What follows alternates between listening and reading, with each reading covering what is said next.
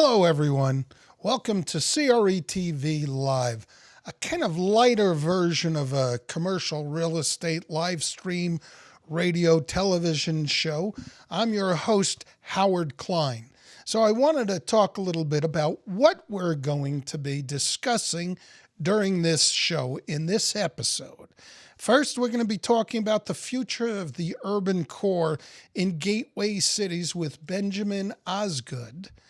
Then we're going to be talking about short and long-term prospects for CRE with Kymn Harp, Esquire.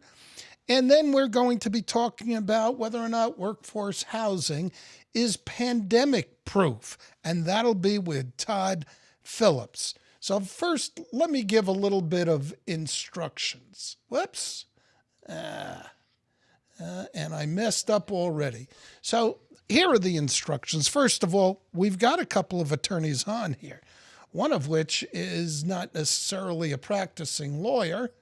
That would be Todd, but he's trying to hide from being a lawyer. But he's a lawyer nevertheless, as Kym is and I am. So I'd have to warn everybody it's our ethical obligation to let you know that this could be considered attorney advertising. And as such, if you are concerned at all that you might want to hire one of us as your attorney, turn off the screen. But you could, of course, hire us, which is part of the purpose of us being on here. We will be doing a trivia, $25 Amazon trivia question, where we will be giving something away.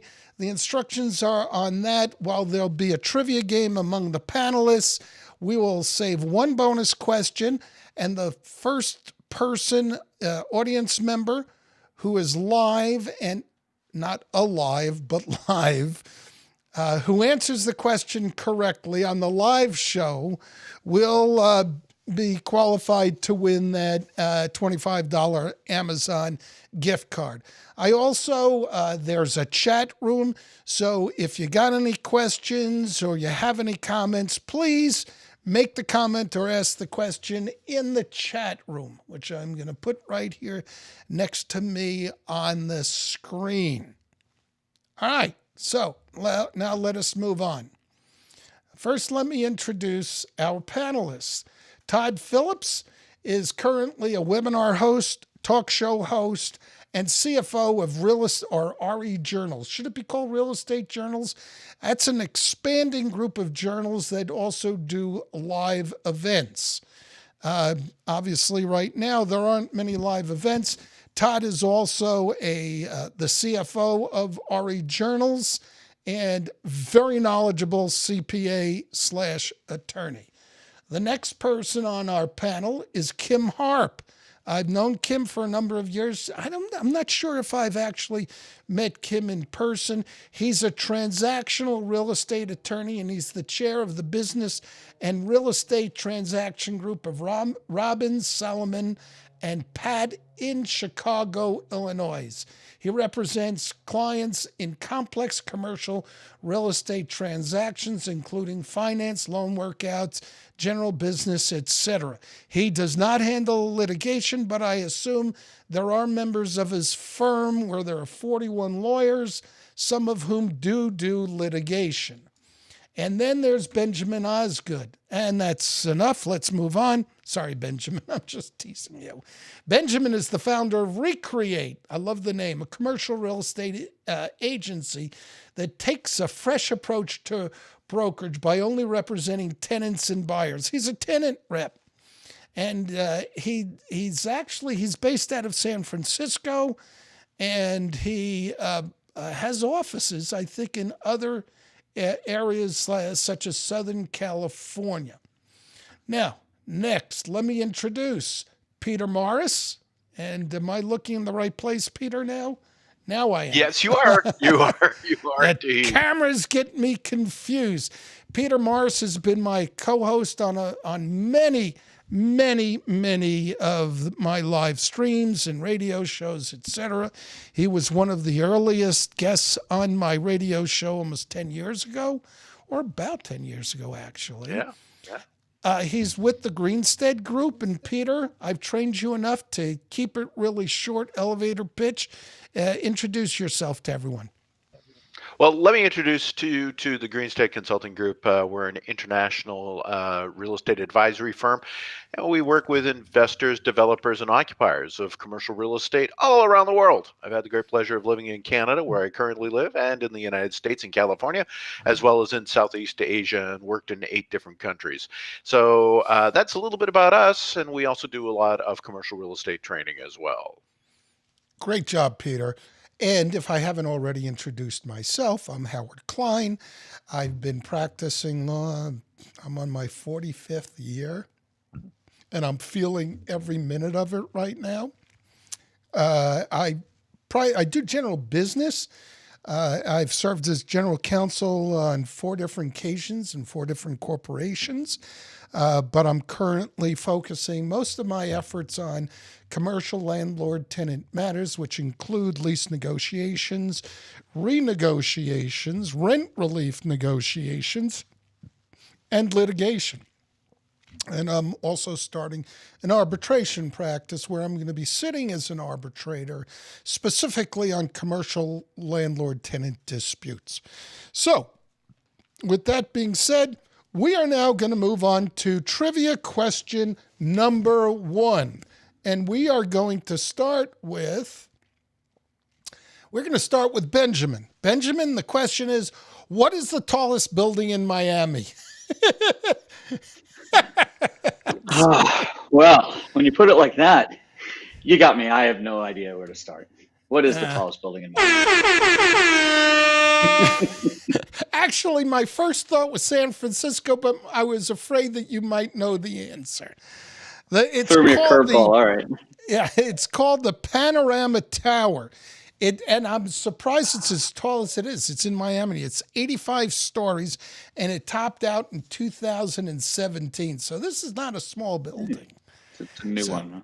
Yeah, but considering that most of Florida is underwater, you're going to need a tower that big.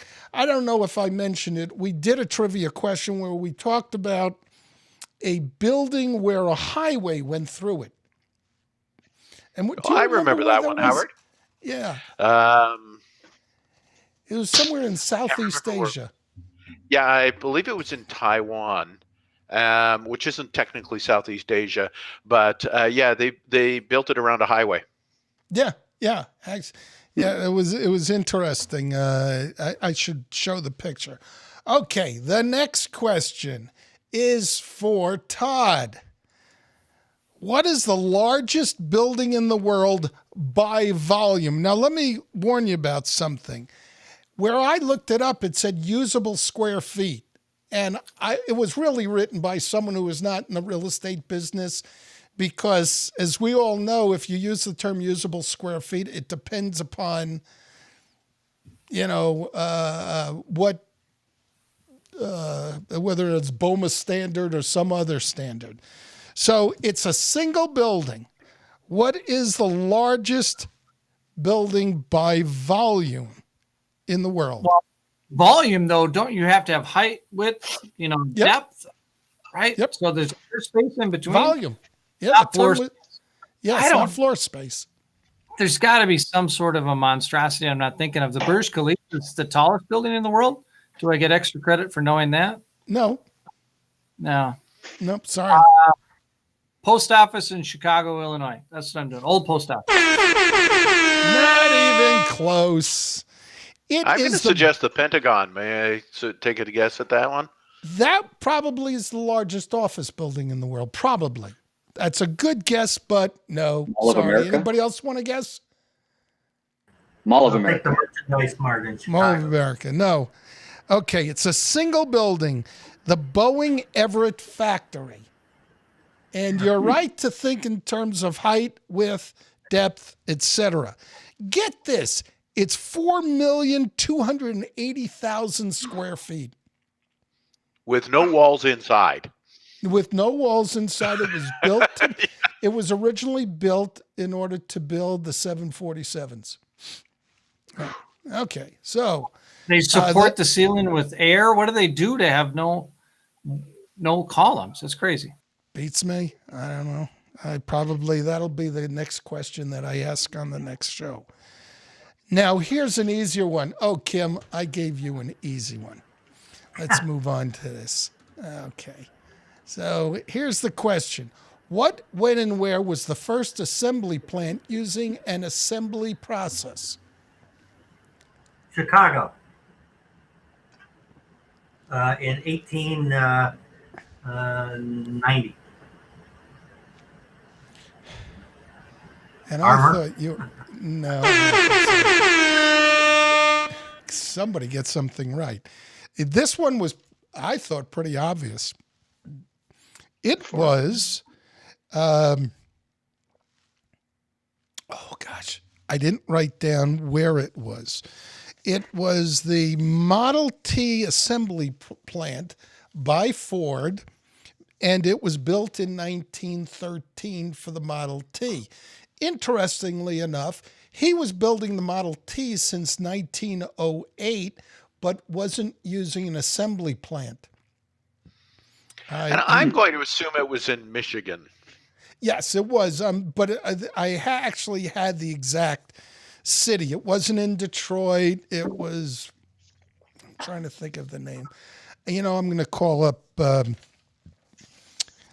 what's his name? Albert Baritz, who lives in Michigan, and ask him what that is. So now let's move on to the substance of this. And we're going to start with Benjamin. And Benjamin is going to be talking about what's the future of urban core in gateway cities. You're sweating a little bit. Are you nervous? I'm teasing. No, it's hot in here. Okay. And here you In go, California. Benjamin. Take it away. Well, first, Howard, thanks for having me on. Appreciate being here, especially being with everyone else here. I'm Benjamin Osgood. I am the founder of CREtV Commercial Real Estate. We represent office tenants. We're based here in San Francisco, but we work really globally. So we're really, we have partners all over the world and are pretty active in just about every major city in the world, from Paris to Sydney to Singapore to London. That also makes us uniquely informed right now because on one hand, we work with a broad range of office tenants, from bootstrap startups, tech startups, to Fortune 500 and publicly traded companies.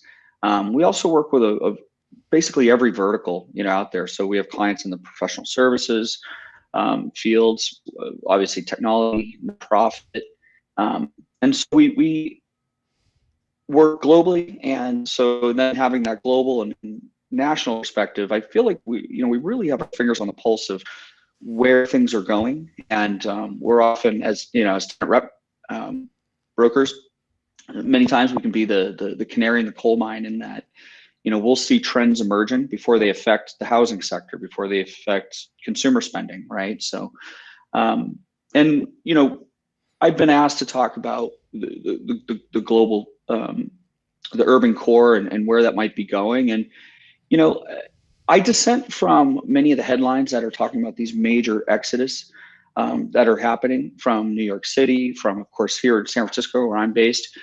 COVID obviously has impacted us all in major ways, but these are trends that have been going on since we came out of the recession, and that trend is to move out of the urban core, to move into lower cost states like Florida, Texas, Oregon, Washington. COVID really just accelerated all that, and accelerated trends that were already in play.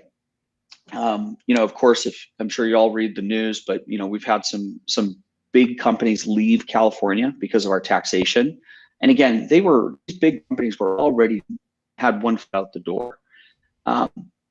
Do we see the urban core going away? We don't. We really don't. On one hand, especially here in San Francisco, we still have in our backyard, we've got the University of California, Berkeley. We've got Cal. We've got Stanford.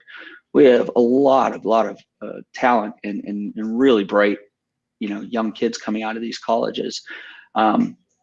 we're the home of the VCs, and there's a lot of capital here. And so rather than get too specific on San Francisco, because I can bore you all to death with data and very specific numbers, we'll talk more broadly, and I'll share, what we're chatting with our real estate partners in other major cities. And so on one hand, yeah, people are leaving the cities for less expensive places, where the cost of living is lower. And we've experienced quite a bit of attrition. But while we read the news that, Amazon and, Google and Twitter, they're going to be working remotely forever, they say that. Yet when I was on the phone with one of my friends in Austin, he said, yeah, actually just, Amazon just took down like 100,000 feet. And when I was on the phone with my buddy in Washington, D.C., a broker that I work with, he's like, yeah, Google just secretly, leased a big chunk of space. Same as in New York. We had Facebook take down 220,000 square feet during the pandemic down in Fremont, which is, close to San Francisco. So that coupled with the fact that buildings are, while volume is down, they're still trading hands at near pre-COVID levels, right? And pre-COVID pricing. So I think from institutional level and from the FANGs, the big companies, I think they're a lot more bullish on a return to some type of normalcy than headlines in this debate lead us to believe. For what it's worth, we've seen activity really tick up in the last couple of weeks. News, vaccine, a new administration, more confidence in the direction that we're heading. We have a number of active subleases on the market that, I've been the Maytag man for a year, and now we're getting offers. We're touring them. We're getting offers. Companies are out there looking for deals. They know that we're going to return to an office. It might look a little different, but it's going to happen. It's inevitable once we get this thing behind us. So, the correction, we're seeing a little bit of a correction right now. Blue Mountain and San Francisco that's been overpriced and with too little inventory for too long. And I think this is kind of a much needed correction. But we know that employees surveyed all over the country are willing to take a 20% reduction in pay to be in a city that they like better, or to be at a company they like better. So when I look out my window and I see the Golden Gate Bridge and Alcatraz and these beautiful views, I can't imagine we're going to see a huge exodus from these cities, because there's a reason why people are drawn to the urban core. So I'm happy to answer questions, unless it has to do with the tallest building in Miami, and then you got me. Okay. Todd, did you have a question? Yeah, I love what you said, Benjamin, about the more I hear people say things are different and they changed, the more you realize that human beings are built to do what we do and be the same. Are you seeing that in San Francisco? Or the people living there are saying, look, I have absolutely no intention of following Rogan out to Austin and the Texas. I really love it here. I want to stay here. You seen that on the ground? We're not. That's the thing. I keep describing it as, stage one, when COVID hit, it was like, driving in the middle of a blizzard. No one even wanted to talk about what they wanted to do in a week from now or a month from now. Then it went into stage two, where it said, we're still not ready to go back to the office, but we know that what kind of deals are out there. And now we're moving into stage three, where all that inertia is getting shaken off and people are doing deals. I mean, again, volume is still very, very low, but we're not just kicking tires anymore. They're not just looky-loos. I'm out in the market with quite a few requirements right now, and I'm getting offers on our active subleases. So people are making moves. We've done a flurry of lease renewals.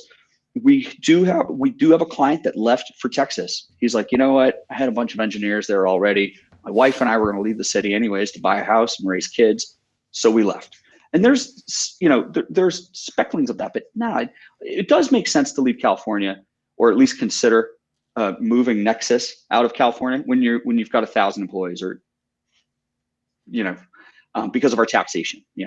It's crazy how much we pay in taxes here for how little that we get. Hope Sacramento's listening, but no, it was a lot of, to answer your question, it was we haven't seen the manifestation of all those different concepts. Like, we're going to virtual first and work remotely. A buddy of mine, a client of mine at a big publicly traded company said, he made a good point. He said, yeah, we're letting our employees work anywhere right now, as long as they stay, within the United States for various reasons. But he said, ultimately, we're all going to go back to an office, because virtual first, who the hell wants to go work for a company that you're never going to meet anyone? A virtual first company. What fun is that? So, there are trends, and then there are blips, and I think some things are going to stay. And, we've learned a lot from COVID. And the office is going to look a little bit different, but I don't see some huge secular shift to the way that we've been working for hundreds of years. I'd like to make a quick comment. With regard to the urban core, where there are high rises, I see some significant problems. For instance, San Francisco, a lot of people come into the city using BART. Now they don't. All right. High rises, getting into elevators to go up 85 stories. I see that as a problem, not only over the short term, but I'd like to refer to it as the longer term. Ultimately, COVID will be a distant memory, hopefully. But at least for a while, it's going to take a while before people feel comfortable and adjustments are made going up to the 80th floor of a building or the 60th floor of a building. And all of that is going to limit the amount of people working in the urban cores, at least in my opinion. And it is going to affect retail. I mean, all those coffee shops and restaurants that people are accustomed to visiting during breakfast, lunch, or dinner, where people aren't coming into the cities. Now, how long is that going to last? Well, I think it's going, I don't think that we're going to see that we're going to abuse a comment made by someone once before. I don't see that we're going to be rounding that corner anytime soon. I think it's going to be 6 months to a year, and then there's going to be a hangover, particularly with regard to the urban core, that may last 2 or 3 years. But there have been trends for many, many years. I grew up on Long Island in the 50s, and I can remember in the 60s, 50s and 60s, everybody left New York City. You can get an apartment could have gotten an apartment really easy. By the 70s, prices started going up substantially. All right. And I see that trend is now going to go in a reverse and will come back. But I don't see, even if you saw a 10, 20, or 30% drop in volume, monetary volume going on in activity, a 10, 20, or 30% drop is very substantial. Let me bridge the gap with a question back to Benjamin, and I'm bridging, and I can do that because I'm sitting between the two of you. Howard's talking people. Benjamin, I think you're talking about space, and I agree with you. I don't think we're going to see, except maybe in certain cities that have already had problems, and you're seeing that acceleration occur. And I'm thinking of my neck of the woods of Calgary, Alberta, where the economic occupancy. I'm not talking people now, I'm talking about leased space, is only 35% of the total inventory in the CBD of the office space. It's that bad because of things, and the cancellation of Keystone didn't help that out too much. But I agree with both of you. I don't think the space is going to go away, but I wonder, to Howard's point, about the utilization of that space. As you said, it's going to look different. So do you anticipate that there will be fewer people in the downtown urban core working that will affect retail and hospitality? I'd be interested in your thoughts on that, sir. So I think it's important to make the distinction between the pre-COVID or the COVID world and then the post-COVID world. If we're talking about the COVID world, we're still living with COVID right now. Basically, we're forced to research, Accenture, you name it. About 70% of all employees, thousands and thousands of employees surveyed, want to go back to an office at least once a week. They're fatigued with Zooms, working from home, childcare, or taking care of an older one. It's really taking its toll on people. Homeschooling. 30% of respondents are not, until there's a widespread vaccine, they're not going back at all. So essentially, even what we're seeing now downtown San Francisco is it's kind of a wash, because while densities have come way down, which also has alleviated the traffic on the elevators, has allowed people to not take Barton, but we're seeing companies just drive in, and now there's a place to park. So we've kind of seen that wash, and we're starting to slowly go back. Also, as densities come down, and that is another conversation of how the office may be changing, but we also realized through the pandemic that maybe going to the office and commuting, and in some instances commuting 40 hours a week, which is a real thing. If you're taking a bus down to Cupertino or Google or Apple every day and back and sitting in traffic, maybe we don't need to spend, we can recapture 10, 20 hours of our life a month. Not 40 hours a week, 40 hours a month, I'm sorry. By not commuting. Maybe we work from home a day or two a week. And so again, that kind of starts to offset that density. I mean, dedensification, of course, I think is going to be something. And then of course we move into the post world. In terms of, moving people in elevators, that was a concern before COVID. I mean, we would come back from lunch here, we're in a 22-story building, and, we're waiting for an elevator after lunch. But again, elevators are getting smarter with, smart designation technology. As elevators are getting upgraded, conglomerating people that are going to the same floor to directing them to all go into elevator cab B, and then you're going to 13 floors, so you're going to D. So I don't think right now that we're going to see a huge divestment from the urban core. To your point about retail, yeah, they're getting absolutely destroyed right now, and it's very, very, very tough. But again, to that end, we've got maybe 25% of the retailers are open right now. So even though business is down, they're capturing what business there is. So again, even one guy at a restaurant that just today said, I asked him how business was. He's like, actually, we're almost back up to pre-COVID, because they're the only, taco shop. Guys, I've got to get going. So next we're going to go with Todd. Todd is going to talk about workforce housing and whether or not it's pandemic proof, and also point out the difference. People get workforce and affordable housing confused. So maybe you could start with that, Todd. I'd love to jump right in, but let me do an intro quick, because I wear more than one hat. I'm an eclectic guy, just like the stuff behind me. So again, I'm Todd Phillips. My day job is CFO and webinar host at RE Journal. So we have 6 publications, 17 states, do about 150 events a year. So I unfortunately have these things on way too much during the week right now, and I cannot wait to get back live and to do live events again. Even this was fun, Howard, and I really appreciate being here. So, and Kim and Ben, it's great to be on with you. I'm looking forward to continuing those discussions. So now, workforce housing. Howard, I'm really glad you brought this up. I'm really glad you're going to let me talk about it, because this is something I'm passionate about and really excited about the future of. What we're looking at, and maybe I'll back up just a little bit. 17 years ago, when I was a CPA attorney and I was billing by the hour and miserable and clocking every time I had to go to the bathroom, didn't like that job, but I love my clients. And one of my clients took me to lunch and said, Todd, I got this great idea. You're going to be my finance guy, and we're going to create the McDonald's of multifamily housing. Okay, tell me about what that means. And he said, you know what?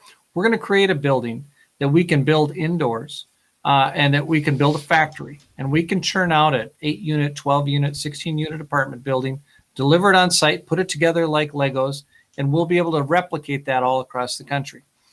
And I was amazed with the idea, loved the enthusiasm, but unfortunately, the person who pitched it to me was 17 years ahead of his time. So roll forward, and I know you all that are in California are seeing some modular construction, and we are in the Midwest too. It's just starting to take off, but it's still in its infancy.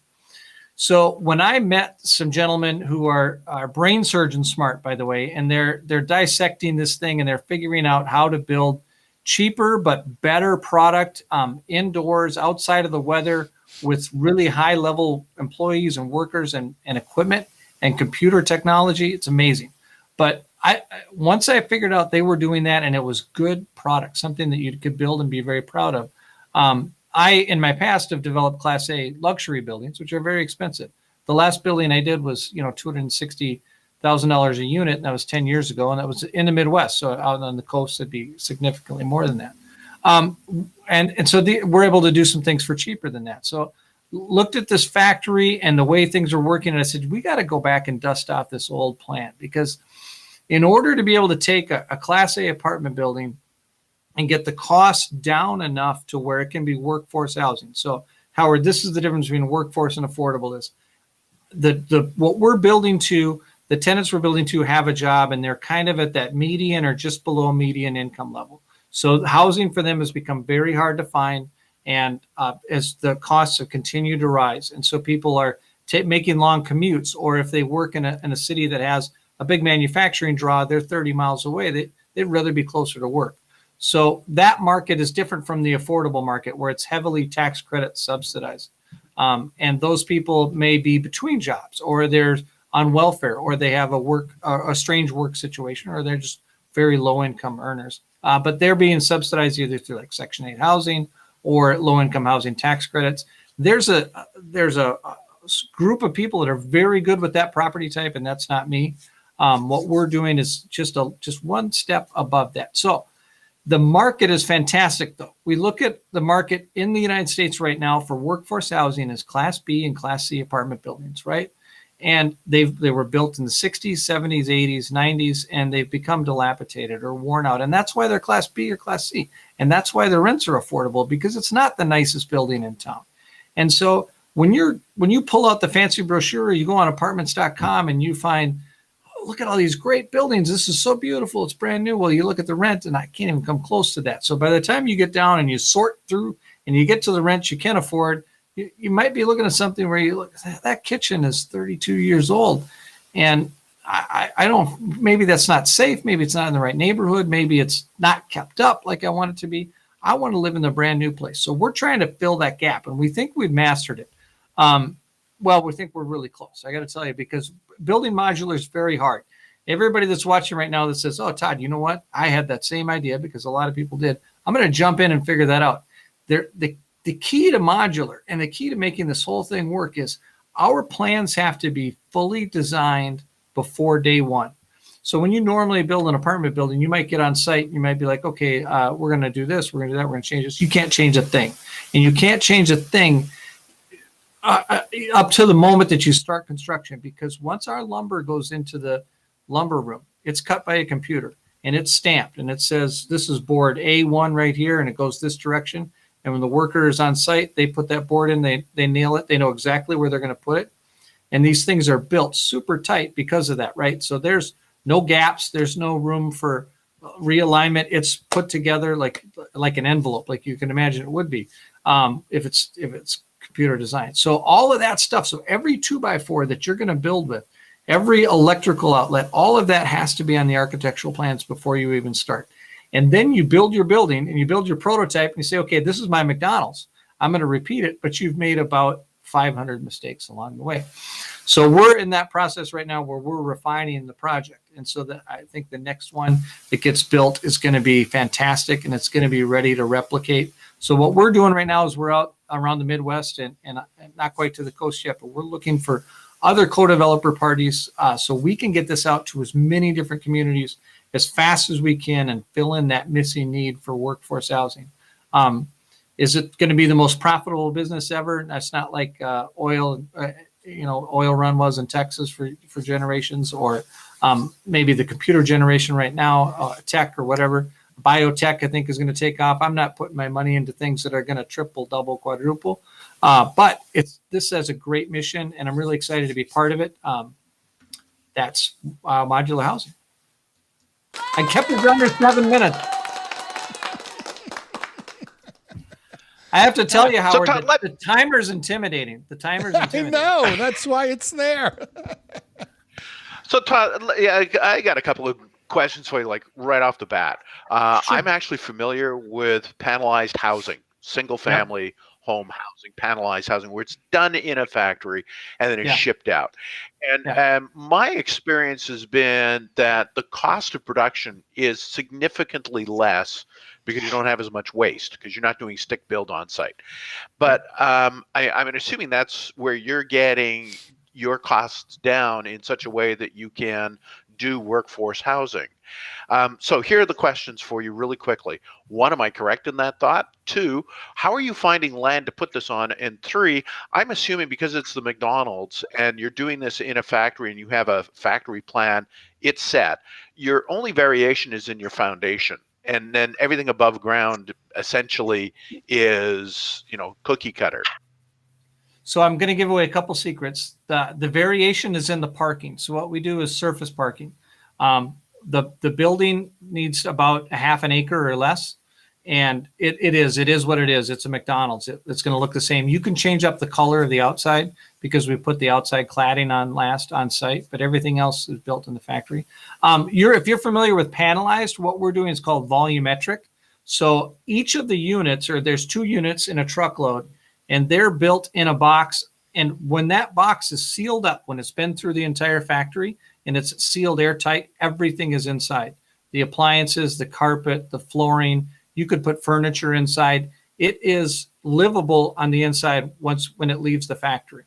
So that's a little bit different than the panelized because we bring it to the site kind of ready to go. But yeah, a little bit of the savings is because you can work year round. You can cut the boards with a computer. There's not the waste. There's all that stuff. But there's 2 places where we really save money on a workforce is the speed we can build a building. We can build a building in under 30 days. So you get once you're pouring once you're putting your foundation down, the guys are in the factory building the units. In fact, we may have some of the units pre-built because it's McDonald's, right? So the unit that we ship to Spokane, Washington is going to look the same as the unit we ship to Dearborn, Michigan. Okay, so you can build them and store them and have them in inventory ready to go. Bring that to site. You can put 8 units right now on site each day with the crane. So if you've got a 32 unit apartment building, right, you're talking in a week, you can have the building up and running. And then the trades are there just hooking up the stuff. Are these stacked then, or are they side by side? So then, I forgot to mention how we got that to a workforce model, because right now you can build Class A apartments. If it's stick built, it's 7 stories or whatever your local code is. We made some further refinements and said these are going to be 3-story buildings, so we don't have to put in an elevator. Somebody doesn't have to pay for an elevator. We're not going to put in a fancy club room. We're not going to put in the swimming pool. We're not going to do some of those things that the big mega projects have, because our tenant is somebody who doesn't necessarily need that. They're saying, I need is affordable rent in a place that I feel safe and comfortable, and it's new, and I know everything's going to be soundly put together, and I like the new building. I've got a question. What about alternative materials? You had mentioned lumber, etc. Is there any thought about including alternative materials that can handle the weather very well, insulation, etc.? Absolutely, and that's where the next generation of improvements are going to be. There's improvements already. What we're going to spray on the outside of our buildings before we put the exterior on is a product that's applied inside that is impermeable. It's really cool, and you can make it whatever color you want. There's a lot of things. So there's, like you said, Howard, that's perfect. There's a lot of different things that we're experimenting with to get inside the building. But there's going to be growth in that. 3D printing the electrical parts of the building, or different ways to sort of use robotics in the production model. That's a probably 10 to 20 year growth strategy. So if I'm sitting here 10 years from now and still putting up workforce housing, it's going to look different than it does today. It's probably going to be even cheaper yet. Great. One last question for you. I have a client out of Germany called CRE. Oh, I was just going to ask you if you guys have heard of CRE. They're building office towers out of wood with prefabricated materials, and they can build a floor a day. It's amazing. Yeah, that would be the cross-laminated timbers, is it not? Yeah, that's correct. what I thought. Hey, I have a quick question for you, Todd. My last question for you, and just to remind the live audience, please feel free to add your comments into the comment box. But how are you finding the municipalities reacting to this? So, right. And you talked about how do you find land too. What we're targeting is ex-urban and rural markets that haven't seen new development in 20, 30 years, because there's bigger plots of land, and those cities and counties have had funds set aside for workforce housing for decades because they haven't had any there. And there's a thing called naturally occurring affordable housing, NOAA. And to me, it's like Sasquatch. Have you seen any? Does it really happen? Because it has to be subsidized. So if I bring a community a project that says, we may be looking for some TIF funding or some grant funding to equalize the rents that we need to get to, but it's not subsidized housing. So people, I think, are ecstatic every time they hear about it. Great idea. Okay, and now let's move on to Kym. Kym, we can barely see. Can't see there. Oh, that's so much better, Kym. Jack in a box. So the reason why I've got Kym on is, well, I've known him for quite a while, but he wrote an article about beyond the pandemic. He's going to be talking about what the future holds store for us. So, Kym, if you would like, please go on. Sure. Thanks for having me on. We talk about the short-term and long-term prospects for commercial real estate, which is what I do. I'm not really in housing as much as, or even office for that matter. It's commercial retail. I usually represent investors, developers, and redevelopers, actually. So I think you have to recognize that the period we're in is not the new normal. There is a lot of people, use that phrase, and they used it back in the Great Recession also. And as soon as it kind of got in the rearview mirror, we went back to the old normal again. I suspect that's what's going to occur when we get post-pandemic. And I agree with you, Howard, that it will likely take until the third or fourth quarter of this year before you start seeing some more normalcy. And it's going to take a while, particularly in the urban core, which, by the way, I both work in the urban core and live in the urban core. I'm on the 33rd floor of a downtown Chicago office building where my office is. I live a mile from here in a condominium. And so a thing to remember and to recognize with regard to what's going on right now is that in the commercial real estate world, and different sectors are hit differently. This is unlike the Great Recession, where it was a demand side recession, where people lost their jobs and didn't have the money to go, and businesses were failing because people weren't spending. What we're in now is a supply side recession. But by that, what I mean is that the demand is there. I mean, people want to go to restaurants. People want to go to retail stores. They want to go to theater. They want to go, they want to travel. They want to do all the things that they were doing a year ago that suddenly came to a halt in March. And particularly in a place like Chicago, or Illinois generally, our restaurants have not been open to indoor dining, at least legally, since early November of last year. And so every time we're getting ready to get to the point where they're going to start allowing 25% capacity in restaurants. And I have no doubt, I mean, based upon how we kind of shifted in and out of these COVID mitigations, that when we go back to allowing people indoors, they're going to go.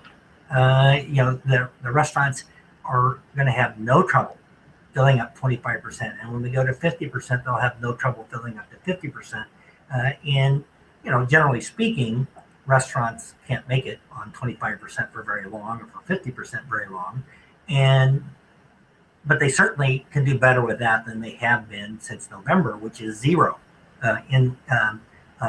inside dining. Now we have our outside dining where you can do it in like little tents or whatever, but we're in Chicago, it's winter. That's not a real good solution to what's going on. So, um, as we get back to the opportunities to, legally by restrictions to allow people in, that market's going to pick up again. As far as people doing an exodus from downtown, certainly in the Chicago Loop, where offices, there was a time early on where it was a ghost town down here. It's still, pretty much a ghost town, but it's getting a little bit more active as vaccines take hold and people start being less concerned about COVID. It'll get better. I mean, the real issue in Chicago is we're a public transportation town. Until they get the trains and buses going where people feel safe going on those and not worrying about COVID, that's going to hurt the core. But as that starts to resolve, people will start coming back to the offices. But what you have then is we've lost a lot of restaurants. One of the problems now, even if you could go to a restaurant, is a large number of restaurants are closing. Their PPP funds ran out, at the end of last year. The pickup and delivery is not enough to sustain them, so they've just gone out of business. On the other hand, I've been representing restaurateurs for 43 years. There's always somebody else. There's always somebody else that wants to open a new restaurant. So that's going to become very active. Your favorite restaurant that existed before the recession may not exist. Before the pandemic may not exist after the pandemic, but something fairly quickly will go there. Retail is another story. That's going to take a long time. We have a huge amount of vacant retail space, and we keep losing more retailers. Macy's is moving out of One Mag Mile, or the Magnificent Mile, which is the real effect of that is it's going to let up a whole lot more retail space. But it's going to come back, and what we're going to see is a lot of adaptive reuse of existing properties. The Macy's property will be one, but lots of properties all over. There are going to be new creative ideas on what's what will be the next thing. I mean, the real trick there is to make sure there's market demand for what you're doing. Don't just think you have a great idea and put it somewhere and nobody wants it or needs it, because you're going to have another failure. But there's lots of opportunities. Right now, there are opportunities to buy, particularly like retail buildings at a discount, because it's going to take some time, some restaurant buildings. But most people think this is temporary, and it really is going to be a V-shaped recession, and that once the vaccines start to take hold and you stop hearing about COVID every day on the news, and of course, certainly if we get another $1.9 trillion stimulus package, there's going to be a lot of money in the market, and a lot of people, being active to take advantage of it. So I think commercial real estate is a great long-term play, and I encourage people to look at the opportunities.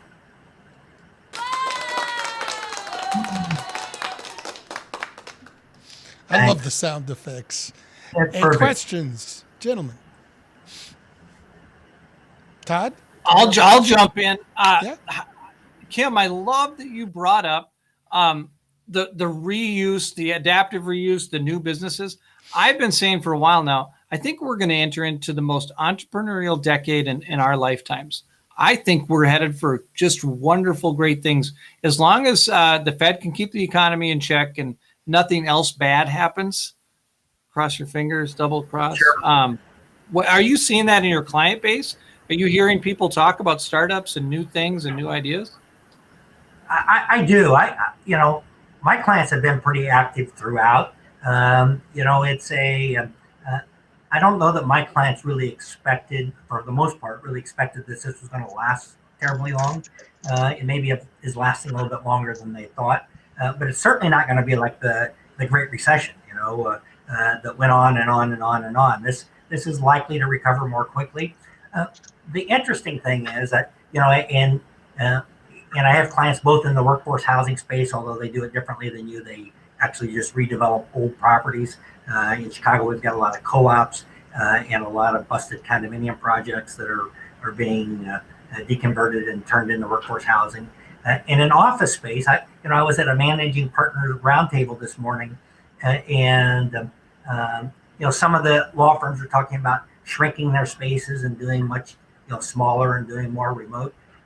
But the real takeaway was, don't make major decisions during the pandemic. Let this play out. Let's see what's going to happen.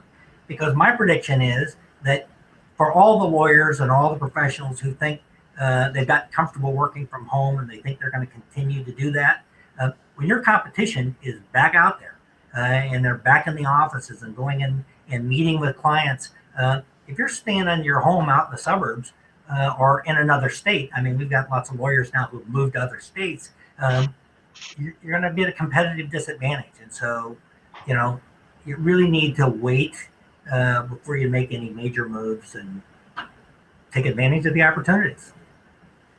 Yeah, I don't know if you guys saw that article. Dinner. Pardon me? Go ahead. Someone else has a question or comment? Apparently startups are up 50% this year or last year. The number of startups that were created, according to an Inc. article that we read not too long ago. So, yeah, startup activity, at least here in my neighborhood, it's huge. Yeah, I've got a couple of comments. One of which is in terms of, you talked about supply side, that's really what the issue is with this economy, and I couldn't agree with you more. However, I do see, again, it's that tail that I see from all of this, and I see that affecting the economy over the next 12 months or so.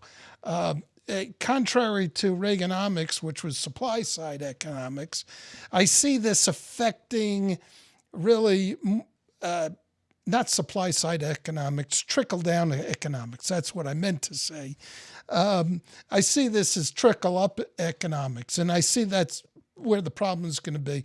A lot of lower income people are the ones losing the jobs and are not spending the money. And I think that's the purpose of the $1.9 trillion bailout, is to help those people who will spend money. So I see that having this effect over the next year or so. With that being said, I also have this sense and understanding that there's a huge amount of money sitting in the sidelines and kind of leaning into investing right now, because they don't see this being a 3, 4, or 5 year phenomenon. They see this really to be more of a 1 to 2 year phenomenon. And perhaps over the next 6 to 12 months, as prices adjust, lease rates adjust, which they will, that's the opportunity to step in and bail out. Restaurateurs who've lost their restaurants may be able to find financiers, and they'll be able to get back into their old spaces or other spaces, and they'll be able to buy the equipment at pennies on the dollar. I already know that there's so many restaurants going under. During the Great Recession and the other recessions, you couldn't give away equipment. It cost far too much to remove equipment than it did to just buy it. So I really do. I agree. I don't know if it's going to be a K-shaped recovery, but I don't see this being, unless something terrible occurs, such as the mutations that the vaccines can't stay on top of. I expect that there'll be a lot of people taking advantage of the opportunities that are being created. Hopefully those people who are being seriously and economically injured by the pandemic have a source to get back in to the business, because there are going to be a lot of people who are going to go, hey, look, there were 10 restaurants on this block and now there's one. now's a good time to get a restaurant, open up a restaurant there. And guess what? The rent is at half the rate that it used to be. Yeah, but you know, it goes back to what I was saying before. You have to be a little bit careful. This is kind of like creating the critical mass when you're redeveloping a downtown that has had problems, like Cleveland. It took a long time to get there. In other communities, you have to have the people to eat in the restaurants, and you have to have the the office workers and the residents and that sort of thing. So if you move too quickly, you're going to get burned. And so it takes some people with some investment savvy to determine when they're going to get in, and as you work out your leases. My neighborhood, we had a very wonderful, popular steakhouse that has been there, and people thought it was awesome. They just didn't survive COVID, but about a month after they closed, some other very experienced restaurateur had signed a new lease. His rent doesn't start for another 6 months, and so they're able to work out that concession and make it work and go, and it will probably click. But you have to. Now's the time you really have to kind of know what you're doing.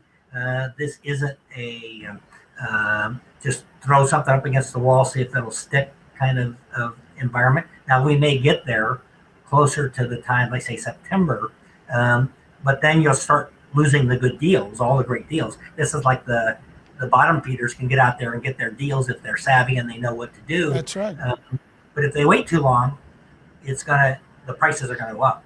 So. Yeah, the sense is, if I stand on the shoulders of everything that's been said so far about this topic, is that when I talk to people, there is a lot of money. There's a lot of entrepreneurs. There's a lot of people looking to redevelop, retail space that is no longer useful as retail space, for an example. There's restaurateurs, as everybody's talked about. But trust the Canadian to throw into the equation the hockey stick. And I think what everyone's sitting there looking for is that hockey stick where it starts to turn back up again. And where we're sitting right now in this pandemic is we keep hearing, we're not out of the darkness yet. We do see that light at the end of the tunnel. It's not a train, but we can't tell you how fast it's moving.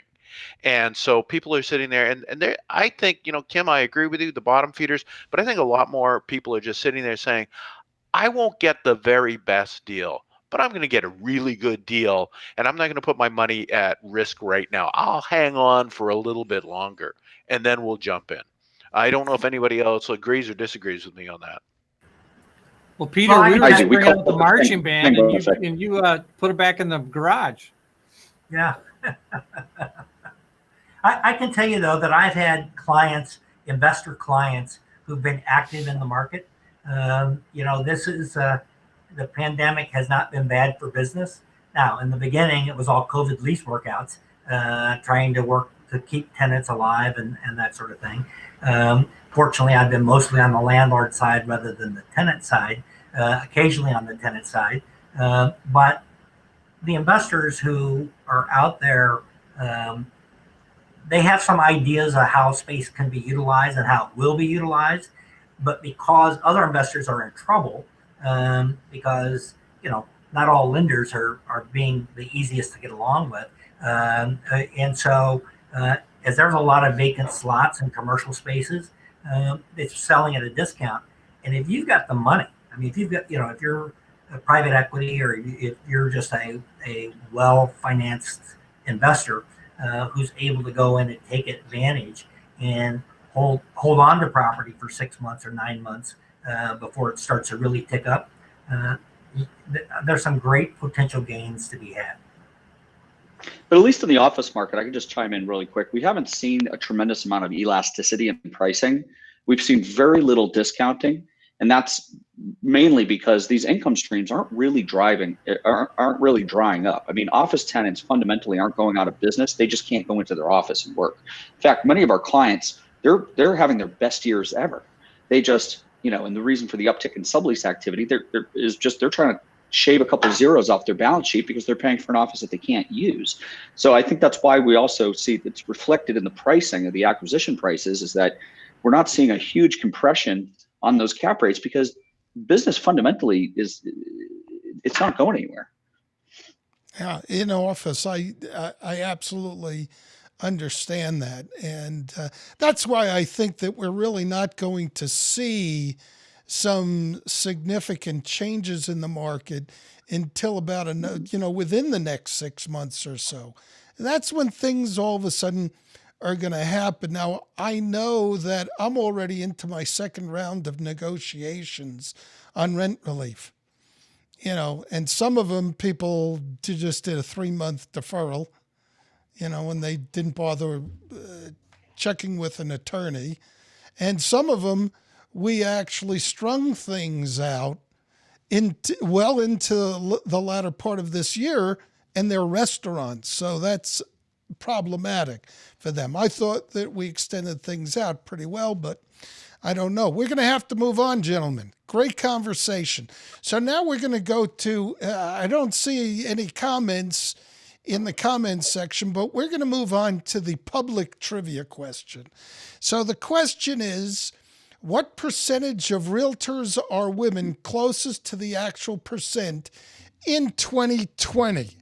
Now, understand that realtor is a trademark of the National Association of Realtors, so I'm not talking about people who are real estate agents, just real estate agents. So I'm going to give about another 10 seconds, 12 seconds for someone in the public group. And if no one in the audience gives an answer, then I will give the opportunity to the panelists, and the closest one to the correct percentage will have the choice of $25 being donated to the charity of their choice, or I'll just send you a $25 Amazon card. And you don't have to tell me what it is, so that if you're a cheap SOB and you really want the Amazon card, I don't have to let everybody out there know. Okay, so let's start out. Who wants to guess first? Raise your hand. Come on, guys. I'll say Okay, I'll say 73%. 73%. Write that one down, Peter. Okay, I go got it. ahead. Benjamin? I'm going to go with 65%. And Todd? I was gonna go right underneath Kim, but now you put me in a tough spot. I don't know, 64. 64, huh? Okay. This is like, what's the game show? The Price is Right. Price is Right. Yeah, this is like The Price is Right. Well, Todd, you are correct on the nose. I can't believe that you got it. I thought Benjamin was going to win it at 65%. I thought that was pretty close, but it is actually 64%. Here's a couple of other trivia issues. Only 43% have completed a bachelor's or higher degree. 1/9 of all of the realtors live in California, and 71% specialize in residential. Now, those are interesting factoids. Here's the thing that I found interesting, and I think this is what's great about being in real estate. Only 43% have completed a bachelor's or a higher degree. Either commercial real estate or residential does not require a college degree. I think everybody benefits from a college degree, but an advanced degree, I know that I've suffered, having an advanced degree does not help you as a real estate agent or broker. It may be a detriment as a matter of fact, but I think it's a wonderful business to get into, particularly if you don't have an advanced degree. Any thoughts? One of my most successful friends and former clients is a high school graduate, but he's smart. So I'm not sure if you want to do well in life, it may not be the degree or the paper you have on your wall, but I still think maybe it's street smarts or cunning, but he can figure out legal issues and tax issues as well as any attorney out there. So I don't know. Hey, Todd? and Kym, you both have been around long enough. I know, and I will tell you this, having a law degree and being a lawyer is not testimonial to being smart. That's No, true. it's true. I mean, to be a lawyer, you have to work hard, you have to study, and be lucky to pass the bar exam. That's it. I know plenty of lawyers that I do not consider to be smart, sometimes including myself. So, Well, we for whatever train it's worth. thousands of commercial and resi-commercial realtors every single year through our training platform. And I will tell you that the one thing that stands out for me amongst all those people that we talk to, and while smarts, street smarts or book smarts are important, the number one trait, perseverance. Oh I was gosh, just yeah. gonna say that. Yeah. The ability to get into the trenches and persevere, because Oh, yeah. it's a great business, but it's not an easy business, and it's perseverance is what counts at the end of the day. I Yeah. agree. I think that's why we see so many professional athletes that become incredibly successful brokers that may, granted they have degrees, but it's the perseverance. I will say this for being a lawyer, for particularly, and this isn't just through law school, but this is practicing as long as Kym and I have been. We're trained to critically think. When I deal with politics or whatever, I'm very detailed. It's like, here's the broad stroke that people tell you about. And then I'm breaking everything down into its tiny little parts and figuring out how everything fits. And I think our training as a lawyer and the practicing of law really puts us in the position and our brains to do things that way. So if anything, that's the advantage.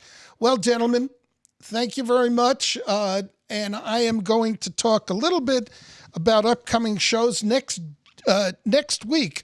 On the 27th at 11 a.m., we've got a really, really good webinar on landlord due diligence.